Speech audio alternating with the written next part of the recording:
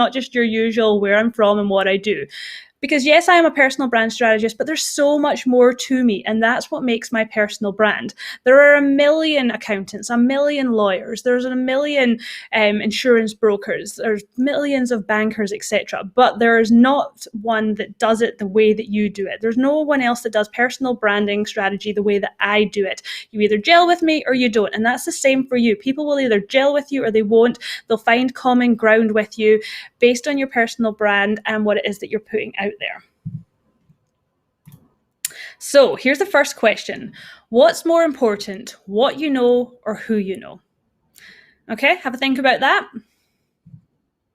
I reckon that they're equally important, and it's who knows you that is actually what makes the difference, because you need to have both components. You need to know people, because when you're trying to make your way in a career or your business, or you want more education, you want to learn more about something, you need to know who to go to get that information or to get that introduction, etc.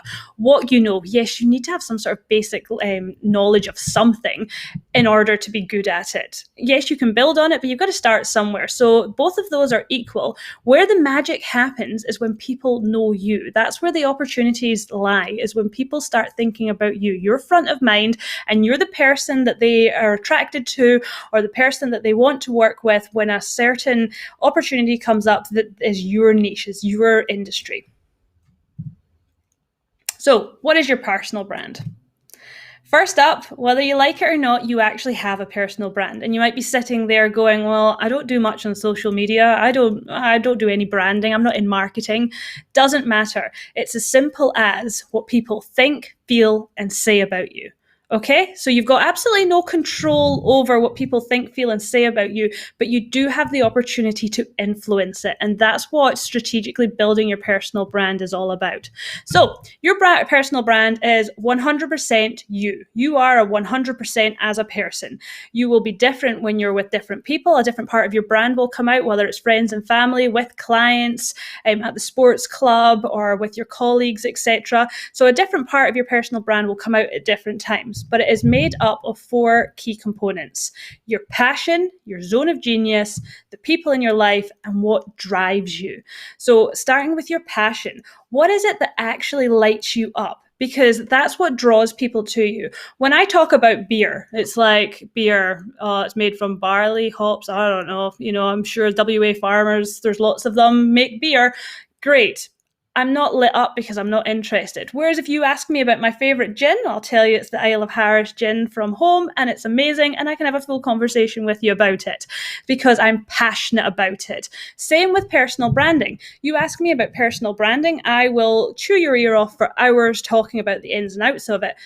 Another part of marketing, you ask me about SEO, I don't know. I basically know what it is, but I couldn't help you with it. So you want to be an expert in what it is that you offer. You want to be passionate about it, because experts are who actually make the difference. It's experts that make the more money. It's experts that get noticed. Generalists generally, lots of generally not as much so. So what are you really passionate about?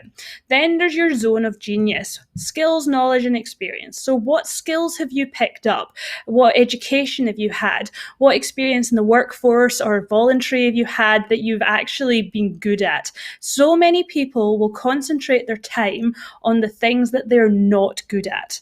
So we all have to have basic skills. So banking, for one, we all have to have money. Money is just basic survival, to be able to buy food, water, etc., have housing. So we need to understand money, we need to understand tax, etc. Doesn't mean we're an expert in it. There's other people that do that. But your zone of genius might be something else. It might be something like keeping your indoor plants alive, which is definitely not my zone of genius. And if you can monetize that, then go niche on it, because people pay a fortune for indoor plants, basically because they have to keep replacing them because they're killing them like I am.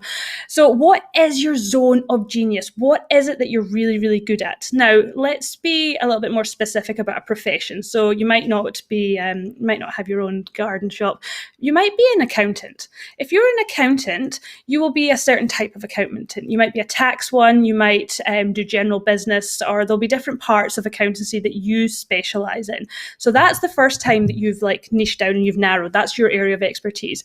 The next time that you've niched down again is when you become an expert because of your experience and your knowledge, is when you service a particular industry. So perhaps you look at agribusiness, which means that you can help farmers or people in the agri sector way better than someone who doesn't have any agri experience, purely because you're dealing with it day in, day out. So there's similar things happening over and over again. Whereas when you're a generalist, again, it's harder because you're always pulling new information. So there is definite value in niching. The more niched you can be, the much better it'll be. So where is your zone of genius? What are you really good at? The VIPs in your life. Now, you are the sum of the 5 people you spend the most time with. You absorb them. You start projecting them out. So be careful about who it is that you're spending your time with, because like anything, whether it's on social media or in real life, or you're eating, you're consuming things, it starts showing out in real life. So be careful that you're surrounding yourself with the right people. You've also got the rule of association, where you want to be surrounded by people that other people respect as well. But these people are really important when you're building your personal brand, because it sort of seeps into your personal brand, whether you like it or not, because you're pulling things from those experiences, but you're also trying to impress them, whether you know that you are or not. So for your personal brand, you might be a careerist and you want to be the CFO of the company you work for. You're going to have to influence and spend time with those VIPs, which are the decision makers that will eventually give you that job down the line. Your drive, beliefs, values, motivation, what gets you out of bed in the morning, because that's a big part of your personal brand, because that's what lights you up as well. So passion and your drive, they go very much hand in hand, but they will ooze into that professionalism as well. Okay, here are the 7 main personal brands. These are the ones that I like to focus on. We've got the do-gooder, the careerist, the connector, provocateur, the new ager, regular person, and the journalist. Now, regular person, it would be pretty awesome to be the regular person. That is someone who just attracts a following no matter what. They don't have a real expertise or anything in anything particular. It's just them as a person. They've obviously got charisma, they've got a following, people want to aspire to be like them. They will tend to still have a niche though, because they will be attracting a certain group of people, but it's just for them being them. They literally will show you what they're having for breakfast, they'll show you the makeup they're using, they'll show you the kind of car they're driving, and people will want those products based on the fact that they follow this person. So most of us aren't the regular person. A couple of examples of that would be Kim Kardashian. She can post about lipstick, Spanx, all of these things, and people will go out and buy them. Now, she's not an expert in lipstick or underwear or anything like that. She's a user of it, like many of us. And I mean, I'm not particularly good with lipstick, so perhaps she's an expert when it comes, compared to me for that stuff anyway. But she's not got an expertise in that. She's just a general person. People will literally watch her wake up in the morning, watch her cook. I've seen videos of her showing people her kitchen and what's in her pantry, and people are literally watching that. Now, not a big Kardashian fan myself, but Ryan Reynolds, he's my favorite. He is obviously, he's famous because he was an actor, so he's got a platform that you and I might not have. But what he's done with that platform is he's now a very successful businessman. He's leveraging his personal brand to be able to sell products. Now, his aviation gin, that's an easy sell for me because I like gin. But his SIM cards, Mint Mobile, I want a Mint Mobile, and it won't work here in Australia because I want what he is selling, because he's a good marketer and because I trust him and I buy into his personality. Okay, so regular person is, it's what we're all aiming for, I guess, because you just want to be liked for who you are. But there'll be other aspects to your personal brand which will come into play as well. Do-gooder, that's someone who obviously thinks that this is someone who wants to make a difference in the world, and they think by building their personal brand that they're going to bring they're going to get influence and credibility to actually have an impact and make a difference in what it is that they're passionate about. So they are going to make a difference in the world by being vocal, by being a spokesperson for it, by being the face of it. Careerist, there's nothing wrong with wanting to be the CEO, the CFO, the CMO, wanting to be part of that C-suite. You build your personal brand because, like we know, most jobs, the higher up you go, they're not advertised. there's someone headhunting for them, or there's a tap on the shoulder, or if they are advertised, they're already earmarked for someone else. You want to be that person that is thought of when the CFO leaves and it's going to be replaced. You want to be that person. Connector, love the connector. That's probably the one I resonate the most with. Journalist, I think a lot of us have journalist in us. A journalist is someone who is bringing together lots of information that's already out there and putting it into a new format and sticking it back out with their opinion on it. They're basically doing the research of what's already out there and bringing it back and putting it back out. Most of us probably are journalists when it comes to building our personal brand, because a lot of us aren't actually doing the research. We're not on the ground actually getting that information. So we're reading about it, we're researching the research, if that makes sense, and then we're putting it back out with our take on it. We're commenting on it. So the journalist will probably resonate with a lot of you too. And the provoker, you love to hate the provoker. They're the ones that when they put out content, you go straight into the comment section because you want to know what's being said. They stimulate debate. They are definitely putting you on the side of loving or hating them. I describe them as Marmite, either love or hate them.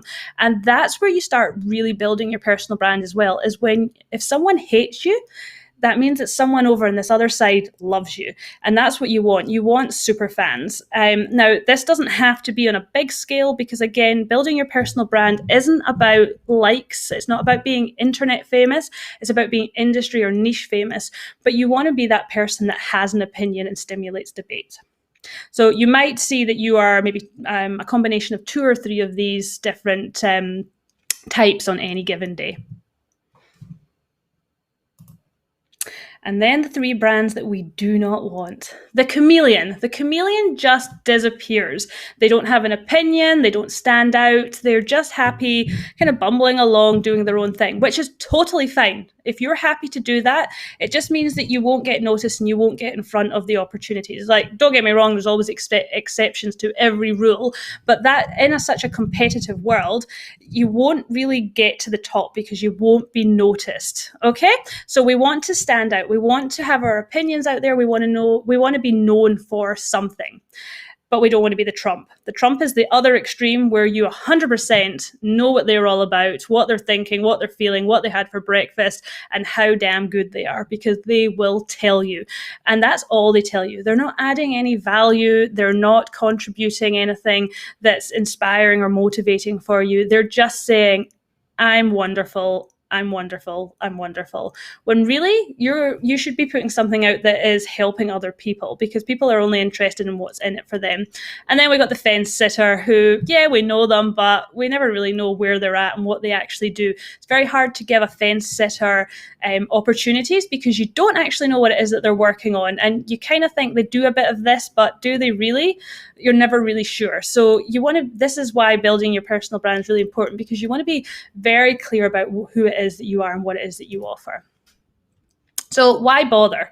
Here's my 2 examples of Mary and Heather. They are both financial assistants, but they have 2 very different approaches to it. Now, I'm going to go back again to the fact that we're not after masses and masses of numbers when we're building our personal brand. It's about being influential and credible in front of the people that matter. So we're in a big, this just for this example, we're in a big organization at the moment. I've got Mary and Heather. They are in equal roles.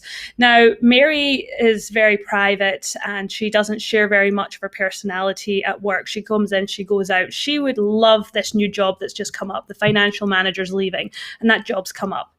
Whereas Heather has got rapport. She has made contacts within the organisation. She's been very vocal about the changes she would like to make, what she's implementing, what she's done since she's been there, and what an opportunity like being the financial manager would mean to her. She has got some backing there. So when it comes to advertising this role, which might be advertised publicly anyway, someone will probably tap on the shoulder of Heather and say, "You're going to apply for the job, yeah?" Now, it doesn't guarantee Heather gets the job, but she's at least had the tap on the shoulder suggesting that she should, because people within the organisation know what her direction is. They've got rapport with her and they like her, because building your personal brand is about being on side and being reputable and credible within your peers and those above you as well. So basically, people will talk about you no matter what. People talk about Mary in the complete wrong way. They think that she would never be interested in that job, and that she wouldn't be dedicated to it because they just don't really know her. Whereas Heather, they talk about Heather, but they have it right. They kind of have Heather sussed because she's put out a lot more information into the world about who she is, what she's doing, and what she's aspiring to.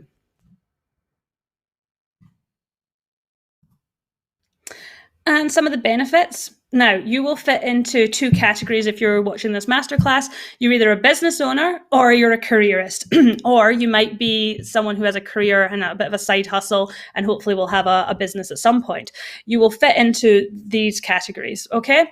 Why would you want to build your personal brand? Well, number one, no matter what profession you're in or what you're doing, it is all about getting in front of opportunities. It is about being known. It's about being the person that's front of mind when opportunities come up.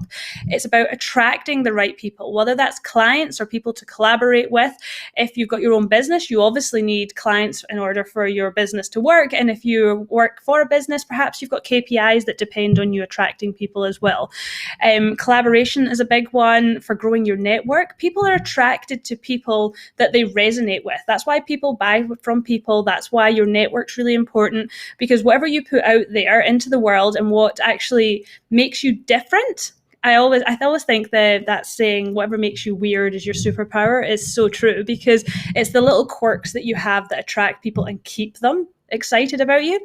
So there are like a million accountants and lawyers, etc., out there. And if you're sitting there and you're a lawyer per se, you had to go through the same education as everyone else who's a lawyer. There might be someone that you know that has the same amount of years of experience, very similar kind of work that you do, etc. But you're going to be polar opposites because your experiences and your likes and your dislikes and the way that you approach things will be completely different. Plus, whatever motivates you and you have passionate about will also be a different direction that you go in, which means that you never really have competition in the sense that no one else can be you. You are you. You're the only one that has ever got to where you are with your specific journey. No one else will have had the same experiences as you've had. So let's get down to what we're all really here for, which is how do we start building that personal brand on LinkedIn? So we understand what personal branding is now, we know why it's important, and we know that it's going to lead to lots of opportunities. But how do we start doing this online? Now, for me, I think that LinkedIn is the best place to do it at the moment. The organic reach is amazing. You've got 720 odd million people on there, yet you've only got 3 million that are actively putting content out regularly. So what that means is you've got a lot of passive users that are consumers, but you've not got many people that are actually creating. So to be noticed, you need to be one of those creators. You need to be someone that's actually popping your head up and getting noticed on LinkedIn. So we're going to look at the 4 main components of LinkedIn: your profile, connections, engagement, and content. So we'll start with the profile. What you're seeing here in front of you is what you would see if you were to go onto my profile today. Now, the likelihood of many people scrolling down past this is slim, but this is the bit that will be the decider as to whether they scroll down or they press the return button, okay? Because this is where you capture people, and this is where you make it very clear very quickly what it is that you do and who you do it for. Now, the 3 most important parts of your profile are your headshot, your name, and that headline. And I'm just going to explain why. So, headshot here, it's called a headshot for a reason. We want only your head in it. We don't want full body, we don't want props, we don't want selfies, and we definitely don't want other people in there. It needs to be very clear that you are the person that this profile represents, and it needs to be a relevant and fairly recent picture of you as well. If I was to use a picture of me 18 months ago, I had a short blonde bob, and if you came onto this masterclass after being on my LinkedIn, you'd feel a bit uncomfortable because you'd be like, that's not Megan. That's a different person. So it needs to be a clear representation of you, okay? And I want you smiling. I want you smiling all the way to the eyes. This could be the first impression. This could be the first time someone sees you. So make sure it is a good first impression. The next thing is your name. Seems fairly simple. I'm Megan McNeil. I am a Megan, not a Megan, not a Meg, not a Megs, nothing else. If I was, however, a Meg, and that's what I use professionally, that's what I introduce myself as, etc., then I would need to put Meg McNeil there. Because whatever you introduce yourself as and whatever you show up as in the real world, you want that to represent on your profile. This is a digital extension of you, so it has to represent you fully. So take away all the confusion and put whatever name you actually use there. Not what's on your birth certificate, what you actually use when you meet people. And then thirdly, this headline bit here, this one that says personal branding for professionals to successfully achieve personal and professional goals without sacrificing what is important. That part's really important as well because one, it's loaded with keywords, but secondly, it's the first thing you see when you come onto my profile. And thirdly, and this is probably the most important thing, when I'm sending out a connection request, when I'm posting content, and when I'm engaging on content on LinkedIn, there's three things you see: my headshot, my name, and that line. That line is super important. Make sure it actually says what you do and who you do it for, not what your title is. If you're a CEO or CFO, general manager, whatever, that's fantastic. And it's great for you. It's a great accomplishment. I'm not going to take that away from you. But honestly, nobody cares. Nobody who's actually looking at that, other than your mum, your mum's going, yes, it doesn't really care because everybody's thinking, what's in it for me? What can you do for me? So you need to use that line to very quickly show them exactly what you do for them. Okay, so they're the three most important parts for your profile in terms of setting up to start with when you start using the profile, start using the platform. The next part is your header. This is free advertising space. So make sure you're leveraging that. Make sure you're using that and don't leave it empty. Don't have something generic in there. If I see another beach picture, unless you sell coconuts on the beach, I don't understand why you've got it there. It's beautiful, but it doesn't tell me anything about what you do or how you can help me. So I want something really, really specific there that actually quickly tells me what it is you do. This is your personal billboard and it's free advertising space. People are really visual, so make use of that. And then lastly, location. When you're setting up your profile, LinkedIn will ask you what your location is.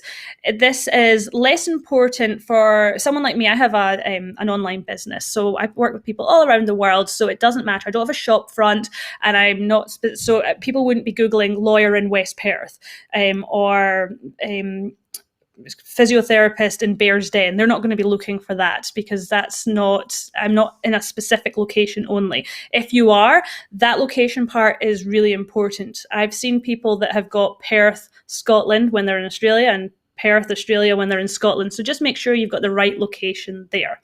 Now, I can't stress enough that this part of your profile, this is like your hero. If you're a website, this would be the hero header. This is the bit that will capture people and it will make them scroll down further or it'll make them go back. And you need to get this set up at the very, very start before you continue doing anything else. Then we get on to connections. So this is, again, why you need to have your profile set up properly and as a real representation of you. Because when you start reaching out to people and they land on your profile to decide whether they want to connect with you or not, you want to make sure that what they're landing on is true. It's something that's going to attract them. When you're reaching out to people, personalize it. You can add a note. Every time you reach out to someone, you can add a note. So make sure you're doing that because people are more likely to actually engage with you, have conversation with you, and check you out and connect with you in the end, which is what we're obviously chasing here. Do not put a sales pitch into your connection request. Ever, ever, ever. This is the exact same as dating. You wouldn't bring a ring to a first date, so don't put a proposal in a first connection request, okay? Keep it nice and light. Make sure that it's relevant to them. Have a look at their profile. Pull something from there that you can comment on and that you find some mutual ground so that you can actually you just want to have some rapport with them. Just don't sell. Whatever you do, don't sell. Network up. There is no other platform in the world that you can actually network up and get in front of some of the most influential people in the world. One, because of, well, I guess another one, COVID, we just aren't seeing people the way we were before. But two, geography. You might not even be in the same country, town, or city or anything as the person that you're trying to get in front of. So you might not have that opportunity. But thirdly, even if you are in the room with them, how likely are you to go and speak to them and add value, be able to get through the crowds? Because if this is someone that's attracting a lot of attention, then it might be really hard. Whereas what you can do on LinkedIn is you can start networking with them. And what I mean by that is when they're posting out content, you can start engaging with it, start chatting to them on their own content, start chatting to the other people within the comments as well. That's networking. It's the exact same as networking in real life. You start congregating with people with common interests. You start having conversations with them. It's the exact same on LinkedIn. It's like a 24/7 networking event. So start doing that. Don't cold outreach to these people. Don't send them a connection request straight up. You want to start building a bit of rapport and start commenting on their content and engaging a little bit before you go in for the kill, I would say. And then that way you've got something to talk about. Oh, I've been following you for a while now. I really liked your piece on blah, or I heard you speak at this event. It was great. My key takeaway was whatever. So you've got an opening, you've got something to go in with. So you can really network up here. You can get in front of some of the best people in the world. Okay. Make use of the unfollow feature. Gotta love this. So you might have had LinkedIn for a while now and you've built up some connections and you don't like your feed. One of the main complaints I get about LinkedIn is, oh, I hate my feed. It's just people sitting on cars and telling me that I need to be up at 5 a.m. if I'm ever going to amount to anything, and it's all hustle, hustle, hustle. If you're seeing that kind of content and you don't like it, either unfollow or unconnect with these people. Now, you can't always unconnect with people. You can, there is actually a feature where you can disconnect from them, but I know that you can't because you maybe work with them, they're part of the same social circle or whatever, so it might not be appropriate for you to, but it doesn't mean you have to consume their content. You can easily press unfollow, okay? And rule of association. I'm going to take you back to the schoolyard. You're in primary school. You're about 9, let's say 9. There's a bully, a girl that's not very nice at all, and she's got some friends because she rules with fear, etc. And then you get away to high school and it's diluted, there's loads more people there, and she's over in that corner, but she's got some new friends, people from other schools that they're now a group. Those people that are now part of her group, you don't trust them, you don't like them, you're a bit wary of them purely because of association. If she's friends with them, the likelihood is they might be similar. It's the exact same as an adult. When you walk into a networking event, there might be someone that you really don't like, someone who's really bad in business. You'll avoid going over and speaking to them, and you'll probably avoid the people that are around them as well, unless you can see that they're also edging to get out, because you kind of think, oh, well, if that's their crew, that's their people, you kind of tar them all with the same brush. So you don't want to do that. It's the exact same on LinkedIn. Just be careful with who you're connected with. If you don't like, know, or trust them, they possibly shouldn't be a connection. And LinkedIn is all about building up your connections, and it's not someone that you maybe know as in person. It could be someone that you have worked with over email, or it could be someone that you keep chatting to on other people's content, etc., or it's someone you're trying to get in front of. As long as you've got a reason, just be careful that you're connected to the people that add value and people you want to be associated with as well. Content. So we've covered on your profile and how important that is, because that is a digital extension of you and it should be a real representation of you as a person. We've talked about the connections and engaging with them, because that's super important, but you need somewhere that they can land back to that represents you. Lastly, you're going to start creating content. Now, don't go rushing off now thinking, oh no, I don't want to create more content because I'm already doing three things on Instagram and reels and lives and all sorts. How am I going to fit this in? All of my clients are on a strategy of one piece per week. Seriously, one piece per week, and that gives them the same reach and engagement as 3 posts on Instagram, 2 reels, 2 IGTVs, and being in their stories every single day. That is because, like I mentioned before, we've got over 700 million people on LinkedIn, but the majority of them are consumers, not creators. So if you're creating content, you're filling that void and you're getting in front of them. People are really passive on LinkedIn. The magic doesn't happen in the likes and in the comments per se. The magic actually happens when you're walking down the street and someone says, "Oh, saw that post you did," or you get speaking opportunities because people have been following the kind of content you've been putting out continually, or they land in your inbox or your DMs, because people don't always comment and engage on the actual piece of content. It's where it happens offline, and that's the best thing about LinkedIn, is it's really bringing people back to you, not just for vanity metrics in terms of building up your likes, etc.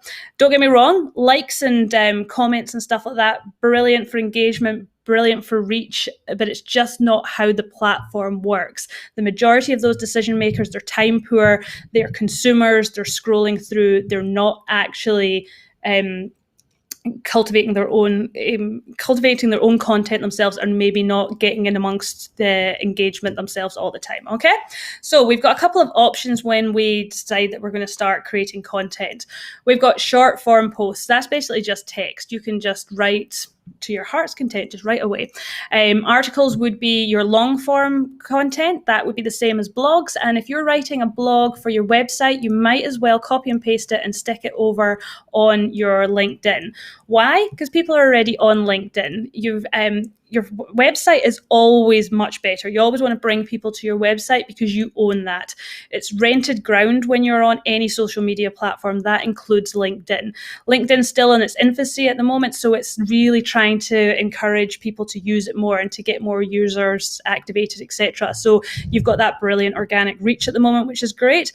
Your articles don't get priority in the feed. You won't get much engagement from them, but you might find in 3 months or in 3 years' time, you'll actually get notifications that someone has read it or they've done something with it, which I get quite regularly. It's if you've got the right keywords in there, you might actually start being found on Google as well for your titles and the words you've got in there. Okay, stories, very similar to Instagram, last for 24 hours, not particularly popular on LinkedIn yet. Images, that would literally just be an image, so a picture that would go up there. You can add some text around it as well, so there's some context. Videos like every platform's, LinkedIn's the same. Videos have the best reach. They have the platform loves to push them out. That's just what they prefer at the moment. Documents, it's kind of like a carousel. If you're familiar with Instagram, when you see posts and you scroll through them, you can have up to 10 pictures. Exact same on LinkedIn. I prefer to use that over images just because the formatting's much nicer and people actually go through them more than if there's pictures all sort of squished up. Then there's LinkedIn Live. I have access to that. I applied for it, still in beta testing, so not everyone has that at the moment, but I found it really good. Again, it's sort of that live/video. It's great content. It has quite good reach. And then lastly, polls. And polls are bloody fantastic. They are a great way for you to get some real insights and some data from your target audience. You can actually get quite granular, ask them specific questions. It's all anonymous. You'll know who's voted on what, but it's anonymous to the rest of the world. But it'll give you a good indication as to if you're on the right track, or some information you want to do. It's great for market research or testing new products, etc., or finding out what people are actually thinking, perceptions, etc. Okay, so that's your forms of content. After that, we have to decide what the content is actually going to be. What's the substance? Be unique. Now, we talked about the journalist earlier on, someone who's bringing all this content together. So the likelihood is lots of people will be posting the same articles, posting about the same type of content because it's relevant. We take inspiration from what's happening at the time, the news, etc. But what happens when it's unique is you have your own say on it. You're having a different perspective on it. So you're actually making your stance known. And that's how you start having cut through. Be consistent. Now, there's two things with consistency. One is make sure you're consistent with the amount of times that you're posting. So like I said, my clients are all on a strategy of one piece per week. We normally start with once every fortnight, then go to once every 10 days, and then once a week, because that's something that they can build up, and it's something that they can actually keep doing, because it's really hard if you come off this masterclass and you're like, oh my God, LinkedIn's the best thing, I have to start using it, I'm posting 3 times a week. You'll do that for the next few weeks. So maybe you'll last a month, and then on week 5, you're just tired, you're burnt out, you've just got no content to put out anymore. So you go back to either not posting at all, so you've undone all your hard work, or you maybe slip back to maybe once a week, once a fortnight, in which case the algorithm goes, haha, nuh-uh, you told me you were going to be posting 3 times a week, and it will punish you. You'll be able to get that back. It'll fall into your new rhythm, but it will punish you until it finds what that is again. So be consistent. Your consistent is not what my consistent is, and it's not what someone next door to you consistent is. It's whatever is actually realistic for you to be able to maintain. That's the most important thing. What can you realistically maintain? Be clear. No jargon whatsoever.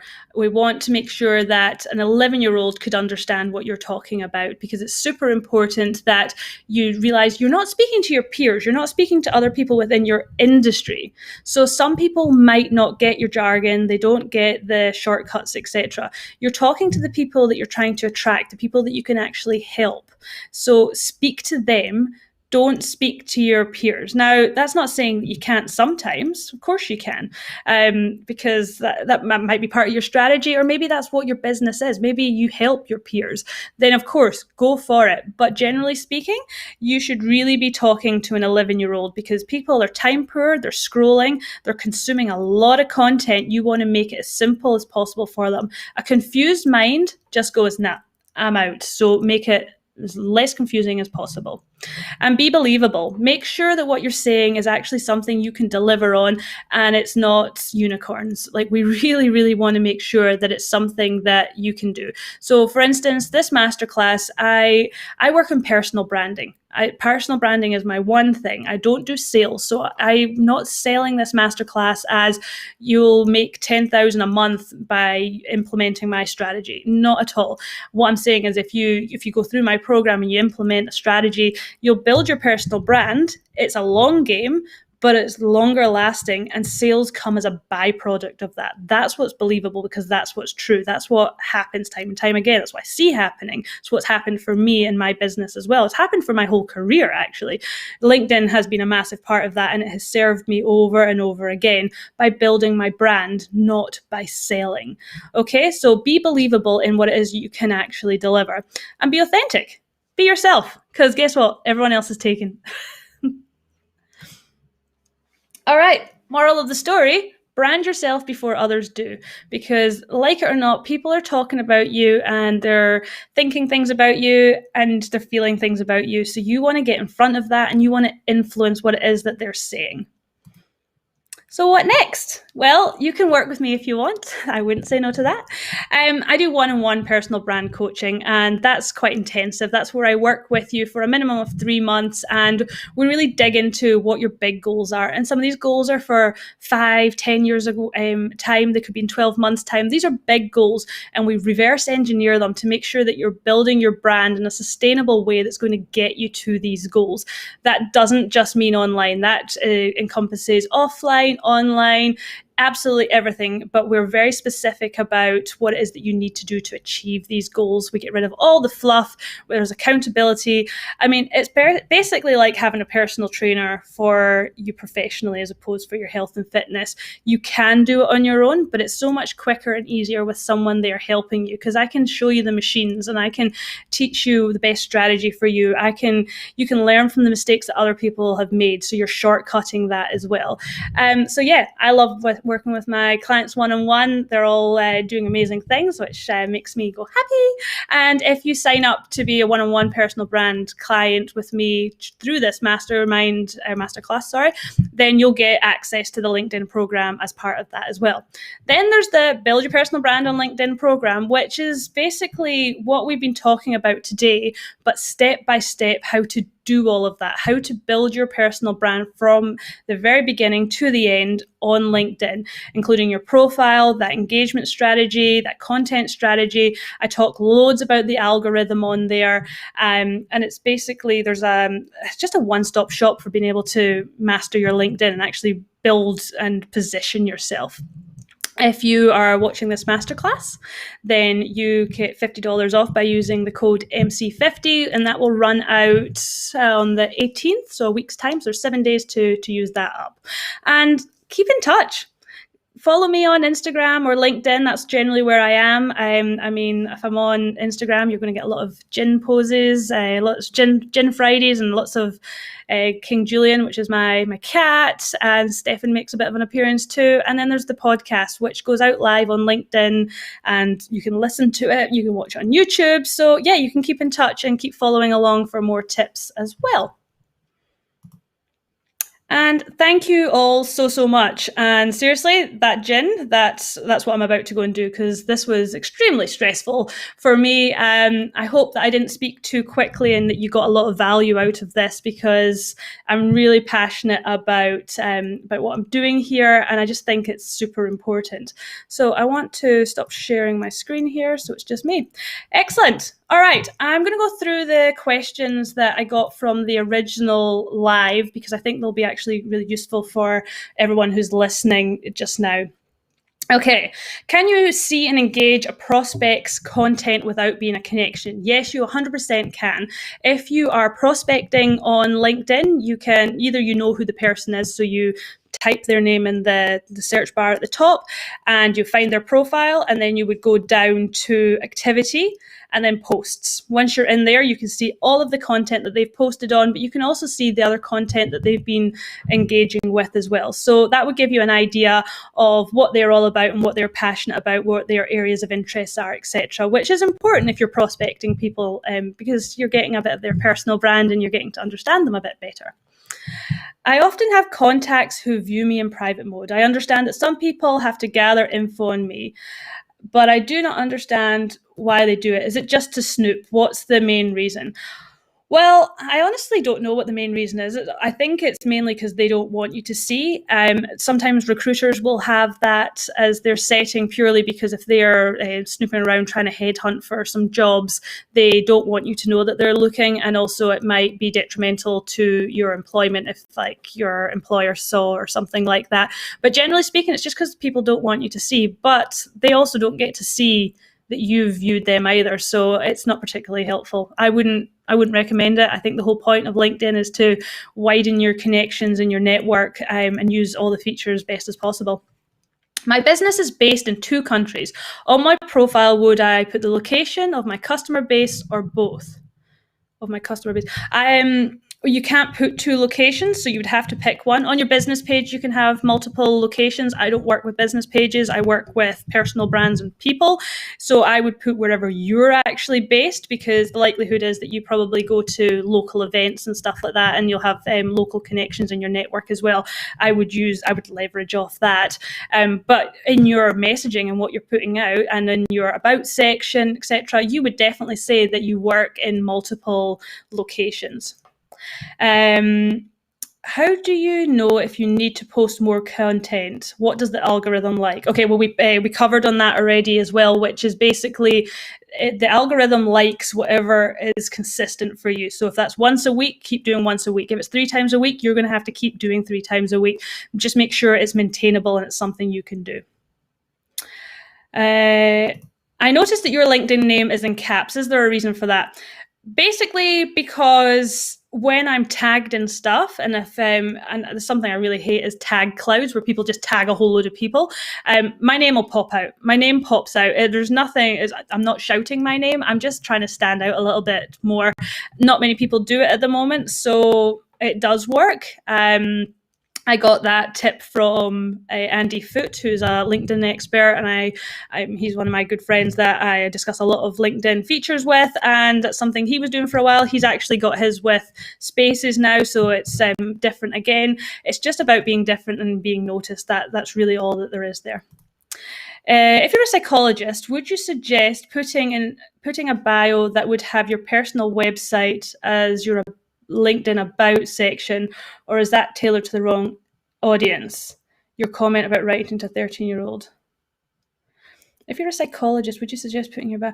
Well, if you're a psychologist, I would say that you would definitely put that into your About section, but you're really going to be talking in your About section about who you actually help. So the first paragraph is who you help. The middle is what you help with, so mental health or being a psychiatrist, and then thirdly you finish with why you're the best person to help that set of people with that specific problem. In terms of writing for an 11-year-old, all I'm meaning is take away the jargon, take it away so that it's really comprehensible to anyone, not to your peers. So as a psychologist, there'll be lots of terms that I just wouldn't understand, and you wouldn't talk to me as a client like that either, because you just wouldn't. You'd make it understandable for me. So just make sure all that your comms on your LinkedIn, whether it's actually on your profile or the content you're putting out, is really comprehensible to everyone. I created a post a few weeks ago and received 1,600 plus views. The post includes a photo of me delivering a workshop to university students, a hashtag mental health, mindfulness. I'm assuming hashtags helps. Yes, hashtags do help. The sweet spot is between 3 and 9 hashtags. You want to make sure that they're specific ones. Don't put them through the content, as in I did a hashtag workshop on hashtag personal branding to hashtag students, because it's hard to read. It's not what we're trying to do. What you want to do is actually put them at the end of the content, and that way anyone who's following those hashtags, it'll hopefully, if it's good content, it will start coming up in their feed as well.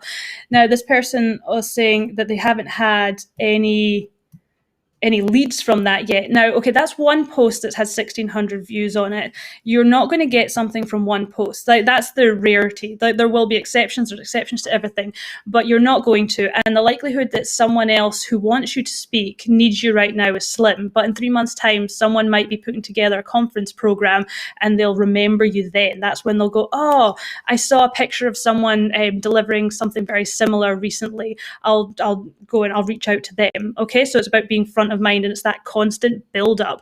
And also, it's not really about always what happens on the actual post. Like I said, 1,600 views. I can have 1,600, I can have 16,000 views on a post, but hardly any engagement to what Joe Blogs would actually see in the front, because it's all happening in the back. People are consuming it.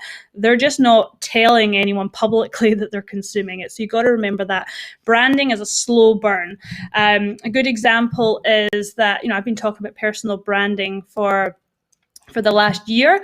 It's only been in the last couple of months that I've been, people have approached me with paid speaking gigs to talk about personal branding and only personal branding, because personal branding isn't something that everyone's comfortable with, everyone completely understands. But when they're looking me up, I'm someone who keeps talking about that continually. So when they do need someone, I'm that person. Thoughts on the best way to build your personal brand without upsetting the company that you work for? Oh, now Nick did post this one the first time round, and I needed an example, because I don't think you want to upset anyone. There's a difference between being that person that's stimulating debate and someone who's actually upsetting people. You want to be very careful with that. It might be your views, but it's not going to serve you well. It's not going to serve anyone well if you're actually actively upsetting people. Do you have any tips about the personal LinkedIn URL? Does this have an impact on your profile aside from giving direct link to your profile? Yeah, 100%. So you should go and claim your personalized URL on LinkedIn. In fact, you should go and do it on every single platform. You want to capture all of your digital real estate on everything, even if you're not using it. I've got mine on Twitter, Facebook, I've got my website, so my domain name, LinkedIn, Instagram, you name it, I have it. The only one I don't have is Clubhouse, because I don't have an iPhone, so I can't get in there. but I'm gathering that up. So even if I'm not using it, I don't know when I might want to use it later. It's also great for indexing you, and for which means that when people are actually searching you, if you've got the URL, your name's in the URL, then you're more likely to be found first. So there's definite benefits around that. And also it's much nicer if you're copying your URL to your LinkedIn to send off to people. Can you turn off the people also viewed feature on LinkedIn? Yes, you can. You need to go into your settings to do that. I can't really explain it without sharing my screen at the moment. How do you know if you need your own personal website? Okay, if you work for someone else, you might not need it. If you've got your own business, then you 100% do. If you are trying to build your personal brand and be known for something, then you probably do need your own website, because you own that media.